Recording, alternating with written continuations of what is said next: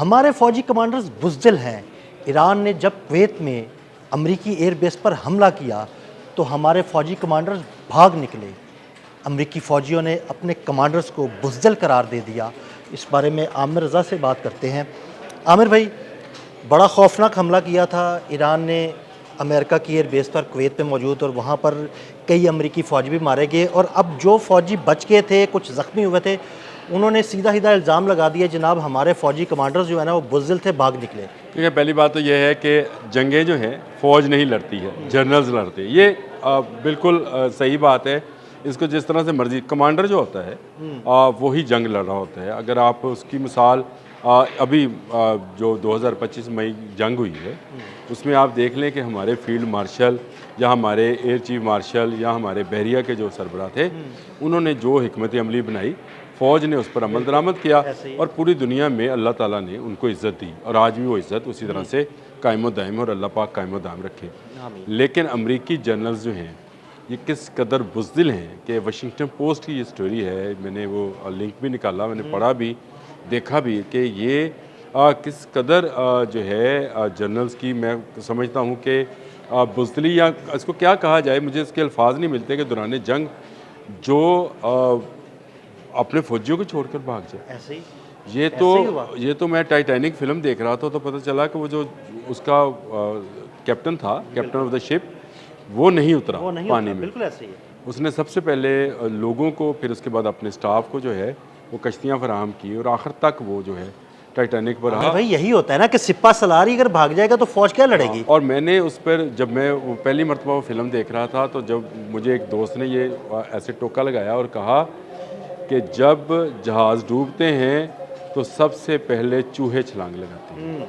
अब इसका मतलब ये है कि जो डोनाल्ड ट्रंप ने अपने बहुत सारे जनरल्स को इसी जंग के दौरान जो है सैक किया, किसी को रिटायर किया, किसी को कुछ किया, किसी को कुछ किया, तो इस सारे के पीछे जो था मामला ये था कि उनकी डरपोकी थी, उनकी बुज़दिली थी, और ये फ़ौजियों ने, सिपाहियों ने बिल्कुल सही निशानदेही की है।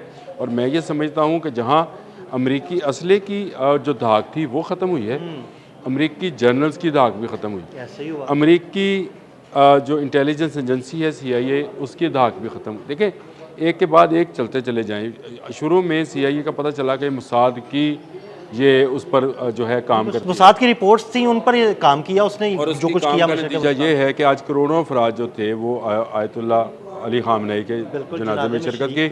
खुद डोनाल्ड ट्रंप की आंखें खुली की खुली रह गई। उन्होंने इससे किया कि मुझे नहीं अंदाज़ा था।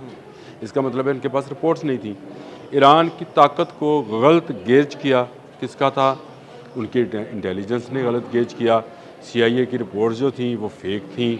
इस पर आपको अगर याद है तो उनके जो नायब सदर हैं JD वैंस, उन्होंने बाकायदा ये कहा था कि हमें गलत बताया जा रहा है, हमारे पास मिसाइल्स ख़त्म हो रहे हैं, और हमें जो रिपोर्ट दी जा रही है वो ये दी जा रही है कि हमारे पास बहुत मिसाइल्स हैं, हमारे पेट्रियट, थार्ड या टोमाहॉक जो हैं ख़त्म होते चले जा रहे हैं। इससे उनकी वो भी ख़त्म हुई। फिर जिस तरह से एक ईरान अकेले तनहा मुल्क ने कई मुल्कों के साथ बयक वक्त टक्कर ली, और दुनिया की जो खुद साख्ता नंबर 1 सुपर पावर थी उससे टकरा गया, उससे क्या आपने नतीजा अखज़ किया? इसका मतलब ये था कि इनकी वॉर स्ट्रेटजी जो थी नाहल और बुज़दिल लोगों के हाथ में थी। ऐसे ही है। जंगें जीती जाती हैं। हमने तो ऐसी जंगें भी पढ़ रखी हैं, देख रखी हैं, चाहे वो इस्लामिक दौर की जंगें थी या उसके बाद वर्ल्ड वॉर की जंगें थी, कि अकेला कमांडर जो था वो लीड करते हुए अपने कम फौजियों के साथ बड़ी फ़ौज को शिकस्त देता है। हमने तो 65 की जंग में देखा कि अकेला जो था मेजर अजीज भट्टी शहीद जो हैं वो उनका बड़ा नाम रहा। उन्होंने किस तरह से कमांड किया खड़े होकर ऊपर, और वो जो काम वो सिपाही ने करना था उन्होंने खुद किया। अच्छा, जब आप इस तरह की लीड करते हैं फ़ौज को, तो फ़ौज का मोराल बहुत अप होता है। मुझे ये बताएं, ये जो फ़ौजी वापस गए हैं और उन्होंने ये बयानात दिए हैं, इससे जो इस वक्त खलीज में या मिडल ईस्ट में या दुनिया भर में अमरीकी फ़ौजी मुख्तलिफ अड्डों पर मौजूद हैं, जापान, कोरिया समेत, क्या उनका मोराल अप हुआ होगा? यकीनन डाउन हुआ होगा। डाउन, इस हद तक डाउन होगा। मैं ये समझता हूँ कि अमेरिका आहिस्ता आहिस्ता, वो टाइटैनिक है जिस पर कोई प्यार की दास्तान तो इस तरह हाथ खोल के बनाई जा सकती है, इस पर जंग की दास्तान नहीं लिखी जाएगी। ये बहुत ही स्याह दौर जो है अमेरिका के लिए लिखा जा रहा है, और इस दौर के अंदर जहां उसने अपने एक डिप्टी आर्मी चीफ को फारिग किया था जंग के दौरान, मुख्तलिफ जनरल्स को फारिग किया। अब फ़ौजियों की इस रिपोर्ट के बाद मैं ये समझता हूँ कि आर्मी का मोराल जो है वो बिल्कुल गिरेगा, और ये गिरने की बड़ी वजह ये होगी कि ये आज तक 28 फरवरी से लेकर आज तक 1 इंच ज़मीन ईरान की नहीं ले सके, ऐसे ही है। 1 इंच उस 23 किलोमीटर के समंदर की नहीं ले सके। आज भी उस पर ईरान का कब्ज़ा है, आज भी ईरान इनको ललकार रहा है। उस वक्त भी अल सलाम एयर बेस पर हमला हुआ था, आज भी जो सबसे बड़ा हमला हुआ वो वहीं पे हुआ। जिसमें इनके अब तक की इनकी इतला के मुताबिक 6 फ़ौजी जो हैं वो मरे हैं या हलाक हुए हैं, और मेरी इतलात के मुताबिक वहाँ पर कैजुअल्टीज़ और ज़ख्मियों की तादाद बहुत ज़्यादा है, और वो इतनी ज़्यादा है कि मैंने सुबह भी जब मैं व्लॉग आपके साथ कर रहा था तो मैंने कहा था कि वो सायरन्स वो जो एम्बुलेंसेस के हैं वो मुसलसल आ रहे हैं, वो आग बुझ नहीं रही है क्योंकि एमुनेशन डिपो जो है उसको आग लगाएगी, फिर जो यहाँ पर इनका जेट फ्यूल का था वो ज़हीरा उसको भी आग लग गई, और धुएँ के बादल जो है उठ रहे हैं, तो इसका मतलब है अंदर बहुत बड़ी तबाही मची है। तो उस वक्त भी कुवैत का ही मामला था, उस वक्त भी ईरान ने बैलिस्टिक मिसाइल से हमला किया था, जिसकी नक्शा जो है वो खींचा है सिपाहियों ने। और मैंने आपको याद होगा जंग के शुरू में कहा था ये जब तबूत जाएंगे तो पता चलेगा कि नुकसान किस कदर ज़्यादा है। और तब तो इन्होंने बिल्कुल मामला को ना होल्ड कर लिया था या सामने नहीं आने दिया था। अब आहिस्ता आहिस्ता मामला सामने आ रहे हैं, कैजुअलिटीज सामने आ रही हैं, ताबूत पहुंच रहे हैं, तो अब ये चीज़ें सामने आई हैं। और जब फौजियों ने खुद कह दिया कि हमारे जनरल बुज़दिल हैं, तो फिर और किस बात की कमी रहेगी, मुझे बताएं कि फिर वो कहाँ गई अमेरिका के नंबर 1 होने की साख, उसकी नंबर 1 आर्मी की साख या उसकी फ़िज़ाइया की साख, वो सब का सब आपने हरमज़ में डूबता चला जा रहा है।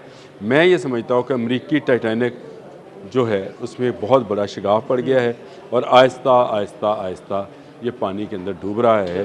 डूबते में बड़े जहाज़ को हमेशा टाइम लगा करता है, लेकिन इस कदर बुज़दिली का मुज़ाहरा अगर जनरल्स की जानिब से हुआ है और सिपाही ये बोल रहे हैं, तो ये बात जो है मैं ये समझता हूँ कि उस फ़ौज के लिए उसको डिमोरलाइज करने के लिए सिपाही ये भी बोल रहे हैं कि अमेरिका की नाकिस मनसूबाबंदी थी जिसकी वजह से हम सब इसकी जद में आए। उन्होंने कहा हाँ जनरल्स बिल्कुल, की नाकिस हाँ जी। मनसूबाबंदी थी, इन्होंने हमें मौत के मुंह में धकेला, और उन्होंने स्ट्रेटजी ऐसी नहीं बनाई, इनके पास कोई ऐसा प्लान भी नहीं था कि अगर हमला होता है तो हमने किस तरह से। और हालांकि उनको अंदाज़ा था कि ये ऐसी एयर बेस है जिस पर सबसे पहले हमला किया जा सकता है और सबसे खौफनाक हमला किया जा सकता है। इसीलिए मैं कहता हूँ जंग लड़ना जो है वो जज्बे का काम होता है, उसमें आप नहत्ते भी हों तो आप कईयों पर भारी हो सकते हैं, और आपके पास जदीद दुनिया का असला भी हो, जज्बा ना हो तो आप छोटी फ़ौज से भी मार खा सकते हैं।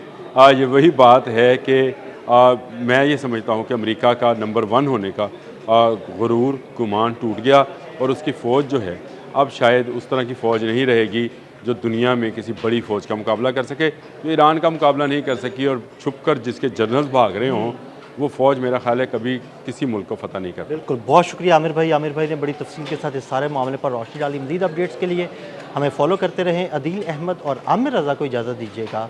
अल्लाह हाफ़िज़।